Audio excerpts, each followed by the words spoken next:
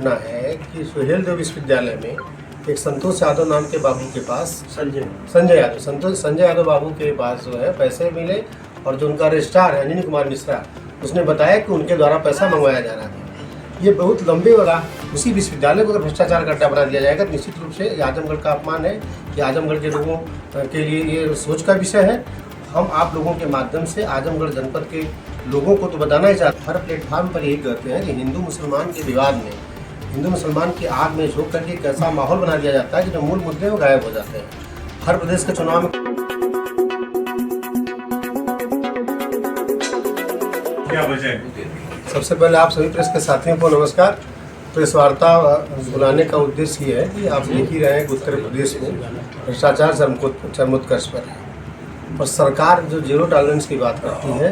अभी देखिए, अगर मैं आजमगढ़ जनपद की बात की जाएगा तो हर जगह हर ऑफिस में कुछ न कुछ लोग गिरफ्तार कर रहे हैं, उनकी खुद की विजिलेंस गिरफ्तार कर रही है। अभी कल की जो घटना है कि सुहेलदेव विश्वविद्यालय में एक संतोष यादव नाम के बाबू के पास संजय यादव बाबू के पास जो है पैसे मिले और जो उनका रजिस्ट्रार है अनिल कुमार मिश्रा, उसने बताया कि उनके द्वारा पैसा मंगवाया जा रहा था। ये बहुत लंबे वर्षों से तमाम स्वयंसेवी संगठनों के लोग, तमाम छात्र नेता, तमाम डिग्री कॉलेज चलाने वाले लोग या और भी जो छात्र हैं जिनकी समस्याएं हैं, उनके द्वारा बार बार ये कहा जा रहा था कि विश्वविद्यालय भ्रष्टाचार का अड्डा बन चुका है। अभी कुछ दिन पहले मैं नाम नहीं खोलना चाहता, मैं एक व्यक्ति से मिलने गया। उसने कहा अगर नियुक्ति करानी है यहाँ पर तो इस कुलपति द्वारा यहाँ कोई लेन देन नहीं की जा रही, पश्चिम में की जा रही है। पश्चिम में कोई कानपुर का कुलपति है, वो लेन देन कर रहा है। तो मेरा सिर्फ आप लोगों के माध्यम से सिर्फ ये कहना है कि जहाँ भ्रष्टाचार चरमोत्कर्ष पर हो, विश्वविद्यालय सुहेलदेव विश्वविद्यालय भ्रष्टाचार का अड्डा बन चुका हो। इतने आंदोलन के बाद एक विश्वविद्यालय खुला कि यहाँ पर छात्र पढ़ेंगे, उनके अंदर एक अच्छा संस्कार होगा। उसी विश्वविद्यालय को अगर भ्रष्टाचार का अड्डा बना दिया जाएगा तो निश्चित रूप से ये आजमगढ़ का अपमान है। ये आजमगढ़ के लोगों के लिए ये सोच का विषय है। हम आप लोगों के माध्यम से आजमगढ़ जनपद के लोगों को तो बताना ही चाहते हैं कि हम सबको उठ करके खड़ा होना पड़ेगा और इसके खिलाफ एक बृहद आंदोलन चलाना पड़ेगा कि इस तरह के कुलपति को यहाँ न रहने दिया जाए। अभी जहाँ तक सुनने में बात आई कि मंत्री वसूली करवा रहा है, मंत्री भ्रष्टाचार और राज्यपाल में होड़ लगी हुई, कौन अधिक से अधिक वसूली करवा ले। और उसमें कोई कुलपति बैठा हुआ है कानपुर में, वो जो है इन सब का मास्टरमाइंड है, वो कुलपति नियुक्त कराता है। और आप विश्वास नहीं मानेंगे, कुलपति जो है को ठेकेदार लेकर के जा रहे हैं। 3 लोगों का पैनल जाता है और 2 करोड़, 3 करोड़, 4 करोड़, 5 करोड़ विश्वविद्यालय बेचे जा रहे हैं। और जब विश्वविद्यालय बिकेगा, कुलपति जो पैसा दे करके आएगा, तो निश्चित रूप से इस तरह की घटनाएं जो संजय यादव जो गिरफ्तार हुए, एक तो मात्र मोहरा है, वो तो आउटसोर्सिंग का एक बाबू है। ठीक है, वो किसी सांसद के घर का हो सकता है, उसके द्वारा लगवाया गया हो सकता है तो आउटसोर्सिंग का बाबू ही, वो तो एक मात्र मोहरा है। इसके पीछे कुलपति है और निश्चित रूप से कुलपति को बर्खास्त होना चाहिए। और जो लोग भी इसमें मंत्री की जो साजिश है, मंत्री की साजिश को बेनकाब होना चाहिए। आजमगढ़ में राजकीय विश्वविद्यालय खुला और जिस तरह से एंटी करप्शन यूनिट ने आजमगढ़ में छापा मारते हुए बाबू को गिरफ्तार किया है, ये आजमगढ़ को शर्मसार करने वाला विषय है कि शैक्षणिक संस्थानों में इस तरह की घटनाएं हो रही हैं। बीच में अभी कुछ समय पहले पत्रकारों ने बड़ी मुखरता से खबरों को चलाया था शिवली कॉलेज से जुड़ा हुआ भ्रष्टाचार, जिसमें यूनिवर्सिटी भी संलिप्त थी, उसके कुलपति संलिप्त थे। तो आप क्या कहना चाहेंगे? जनता में कोई आक्रोश नहीं दिखता, कोई हरकत नहीं दिखती, कोई आवाज नहीं उठाता। आज वही चीजें बढ़कर इतनी बड़ी हो गई हैं। देखिए, सबसे बड़ी चीज़ कि हम लोग बार बार हर प्लेटफार्म पर यही कहते हैं कि हिंदू मुसलमान के विवाद में, हिंदू मुसलमान की आग में झोंक करके एक ऐसा माहौल बना दिया जाता है कि जो मूल मुद्दे वो गायब हो जाते हैं। हर प्रदेश के चुनाव में कुछ न कुछ ऐसा ये लोग करते हैं जिससे जो मूल मुद्दे हैं, जो भी आपने कुछ दिन पहले डिग्री कॉलेज की बात की, तो मैं चूंकि छात्र नेता भी रहा हूँ, तो मैं कहता हूँ जब तक विश्वविद्यालयों में, डिग्री कॉलेजों में छात्र राजनीति नहीं होती, इस तरह के भ्रष्टाचार होते रहेंगे।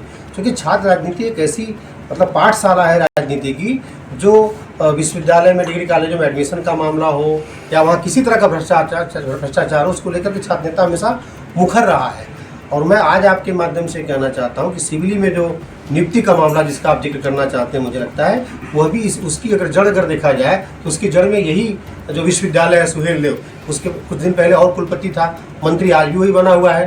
तो कहीं कहीं से सुनियोजित संगठित साजिश है इस लूट की, और यह बंद होनी चाहिए। क्योंकि शिक्षा के क्षेत्र में, किसी डिग्री कॉलेज में या किसी विश्वविद्यालय में अगर इस तरह की लूट खसोट हो रही है, तो मुझे लगता है कि निश्चित रूप से अब तक तो हम लोग सोच रहे थे कि नहीं, ये आबकारी विभाग में, बीडब्ल्यूडी विभाग में या और इस तरह के तमाम जगहों पर जो भ्रष्टाचार है, बेसिक शिक्षा में है, उस शिक्षा में जो इस तरह का भ्रष्टाचार है, निश्चित रूप से सोचनीय है और बहुत ही चिंता का विषय है।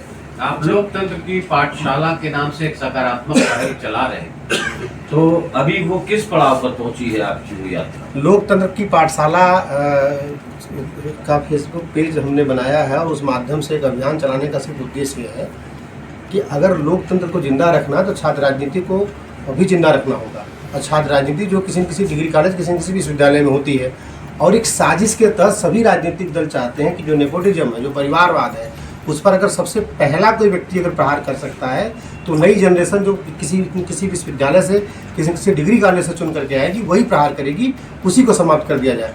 सारे राजनीतिक दल मिलकर के नहीं चाहते छात्र संघ बहाल हो। हमारा आप लोगों के माध्यम से, चूँकि लोकतंत्र की जो पाठशाला है उसके माध्यम से तमाम मुद्दे आज विश्वविद्यालय का आया, इसी तरीके से और डिग्री कॉलेजों में छात्र संख्या लगातार कम हो रही है, क्योंकि तमाम अयोग्य शिक्षक आ रहे हैं, पठन पाठन की तरफ किसी का दिमाग नहीं है। तो जो छात्र संख्या कम हो रही है, इसके लिए जब छात्र राजनीति की शुरुआत होगी तो निश्चित रूप से छात्र संख्या भी बढ़ेगी, इस तरह के भ्रष्टाचार भी समाप्त होंगे।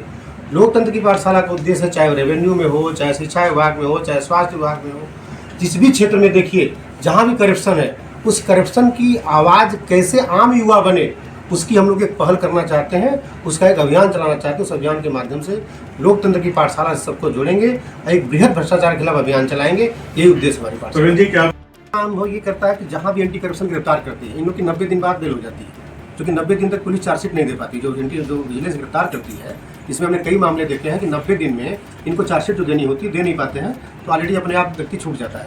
और इस तरह के गिरफ्तारी से और दोबारा आदमी आता है तो और ज़्यादा लूट करता है। इसमें चिंता का विषय है कि जो सरकार जो कह रही है कि हम जीरो टॉलरेंस की सरकार है, हमारी सरकार भ्रष्टाचार मुक्त सरकार है, कहीं पर भ्रष्टाचार नहीं है, जन जन में व्याप्त है कि अब तक आज़ादी के बाद भारतीय जनता पार्टी की सरकार में इतना भ्रष्टाचार है, इतना भ्रष्टाचार आज तक नहीं हुआ। और एक चीज़ और है, मेरे पास अभी एक और मामला है और अभी मैं आप लोगों को बताऊंगा। एक तो हमारे संबंधित हैं, उनका एक CO चकबंदी ने 20,000 रुपया लिया है, डेली तगादा हो रहा है टेलीफोन करके, उसकी रिकॉर्डिंग भी है, और उसके उस जो है व्यक्ति के लड़की की 1 तारीख को सगाई भी है, और CO पैसा लेने के बाद काम भी नहीं किया और पैसा भी नहीं दे रहा।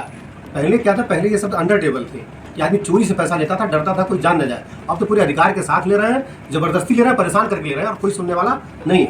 आजमगढ़ जिले में भारतीय जनता पार्टी के जो भी नेता है, उनमें आपस में कोई सहमति नहीं है कि वो बैठ करके तय करें कि जो भ्रष्टाचार राजस्व से लेकर के स्वास्थ्य से लेकर के विश्वविद्यालय तक हो रहा है, इस पर उनकी ज्वाइंट स्ट्रेटजी क्या है कि सामूहिक रूप से जाकर किसी जिले के जिलाधिकारी से मिले, कमिश्नर से मिले, या कुलपति से मिले, या राज्यपाल से मिले। ये लोग आपस में लड़ मिल रहे हैं। और जो विपक्ष है, खासतौर से मैं समाजवादी पार्टी की बात करता हूँ, जिसके 10 MLA हैं, उनकी भूमिका संदिग्ध है। अगर हम सब मिल करके, चूँकि भ्रष्टाचार से आम आदमी प्रभावित हो रहा है, हम सब की जिम्मेदारी आम आदमी है, उसके हित के लिए हमको काम करना है। और अगर भ्रष्टाचार से आम आदमी प्रभावित हो रहा है, इसके समाप्त करने के लिए हम सब लोगों को मिल करके एक आवाज़ उठानी चाहिए, वो नहीं उठ पा रही है। आप 1 महीने से आजमगढ़ के कई आंदोलन को लेके जिलाधिकारी से भी मिले और अधिकारियों से भी मिले, तो इसका परिणाम क्या आ रहा है सामने? देखिए, इसका परिणाम जो भी आए, इसका परिणाम सिर्फ एक है कि हम एक सजग प्रहरी हैं।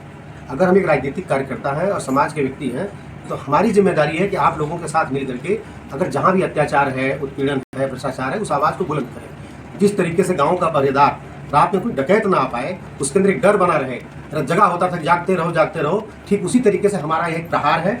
हम अगर कोई मुद्दा मिलता है उस पर बोलते हैं तो लोगों के दिमाग में ये होगा कि बोलने वाला कोई है हमारे साथ, हमारे बोलने के साथ साथ जैसे आप लोग इसको दिखा रहे हैं और लोग बोलने वाले दिखाने वाले आएंगे, निश्चित रूप से भय व्याप्त होगा। और सिर्फ विजिलेंस के गिरफ्तार करके जेल भेजने से काम नहीं होगा, उनके ऊपर विभागीय कार्रवाई होगी। इन लोगों को हमेशा के लिए सेवा मुक्त किया जाए और इस पर एक अवेयरनेस आए, एक ऐसा प्रोग्राम चले कि आजमगढ़ की जनता में, प्रदेश की जनता में जब तक ये अवेयरनेस नहीं आएगी कि हमें इस तरह के लोगों के साथ नहीं बैठना है, इस तरह के लोगों को नहीं स्वीकार करना है। कहीं भी एकेडमिक व्यक्ति कुलपति नहीं बन रहा है, कोई एक योग्य व्यक्ति एसोसिएट प्रोफेसर नहीं बन रहा है। हर तरह व्यक्ति ने, हमसे ठेकेदार मिला, वो काम ने 60 लाख रुपए देकर नियुक्ति विश्वविद्यालय में वाली संबंधित हमारा था, महत्व रह गया। तो सारे ठेकेदार जो हैं पैसा दे करके प्रोफेसर हो जा रहे हैं, कुलपति हो जा रहे हैं। ये इस देश की शिक्षा व्यवस्था के लिए बहुत दुखद क्षण होगा। अगर कोई सही और सटीक कार्रवाई नहीं हुई इस मामले में, तो आपका क्या अगला कदम होगा? हम सब लोग जनजागरण करेंगे, इसके लिए जितना हो सकता है आंदोलन करेंगे कि भाई इस तरह का जो मंत्री चोर है उसको हटाया जाए। पहले मामला आ चुका है, उसने नियुक्ति अपने परिवार के लोगों की कराई, और अभी देख लीजिए विश्वविद्यालय के कुलपति का मामला उससे जुड़ा हुआ है। अभी अश्विनी कुमार मिश्रा जो रजिस्ट्रार है, तमाम फोटो हम लोग सोशल मीडिया पे देख रहे हैं कि बुके भेंट करते हुए। और अच्छा, इसके पहले जो रजिस्ट्रार वर्तमान में है अवध विश्वविद्यालय में और तमाम विश्वविद्यालयों में जहाँ रहा है, इसके ऊपर आरोप लग चुके हैं। ऐसा व्यक्ति एक नए विश्वविद्यालय में, आजमगढ़ जनपद महापंडित राहुल साहब उद्यान, अयोध्या सिंह उपाध्याय, हरियोद, अल्लामा सिली नोमानी की धरती है, जहाँ इतने ज़्यादा 5-7 साल 8 साल के संघर्षों के बाद एक विश्वविद्यालय बना, उस विश्वविद्यालय के शुरू के 2-3 सालों में भ्रष्टाचार शुरू हो गया। निश्चित रूप से निंदनीय, हम सब लोग अलग जगाएंगे ताकि इस तरह का भ्रष्टाचार विश्वविद्यालय में न हो। पकड़ा गया व्यक्ति भी जिसका भी भाजपा के पूर्व सांसद से कनेक्शन आया। भारतीय जनता पार्टी के कार्यकर्ता और भारतीय जनता पार्टी के नेता खुद भ्रष्टाचार में संलिप्त हैं।